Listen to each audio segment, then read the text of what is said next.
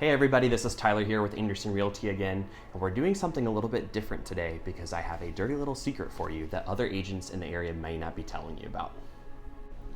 According to the National Association of Realtors, about 90% of agents work as a transactional broker, while about 10% work as single agents.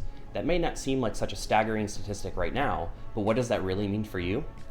Well, it's actually super important. So a transaction broker, they work and they have loyalty towards the contract or the transaction, basically working with the buyer and the seller in unison. Whereas a single agent works for the client. So they're usually only going to be on the seller side or the buyer side to be considered a single agent. Now, a single agent can transition to become a transaction broker if in the event that they are listing a property and then they also bring the buyer. But in most cases, a single agent stays a single agent throughout the transaction. So both types of relationships have some things in common. They both have to deal honest and fairly, account for all funds, present any offers, as well as they have to disclose any facts that might adversely affect the value of the property. But there's 4 benefits that a single agent has that a transaction broker does not have, and that is confidentiality, loyalty, obedience, and full disclosure, whereas a transaction broker only has limited confidentiality. So I have 2 examples of how those benefits can apply when you're working with a single agency like Anderson Realty. So the first example is, let's say you get an offer on your property and it comes in well below value or well below what we have it listed for.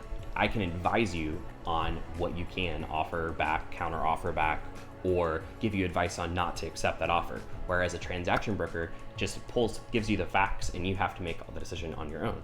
The other example would be when you, let's say I have your property listed as your listing agent, and I get a call, maybe it was a signed call, and it's a buyer that wants to come see the property. I will sign a disclosure with them called a non-representative disclosure, where I'm not actually representing them. I'm just opening the door for them to be able to come into the house and see the house. They can tell me everything they want about their financial situation. They can also tell me what they're willing to go up to as their highest offer, but they could also offer a lower offer than what they're willing to, what they could go up to. I actually owe it to you to tell you what their highest amount that they can pay, and I don't have any loyalty to them as far as whatever they told me. So the benefit to that is, let's say, I have your house listed for $200,000 and somebody comes in and puts an offer in for $195,000, but they tell me that they're going to be willing to pay up to $200,000 for it. I can just flat out tell you that they're willing to pay up to $200,000 for it, even though their offer is only for $195,000. And that could benefit you, because if I was working on the transaction side, I couldn't tell you that information.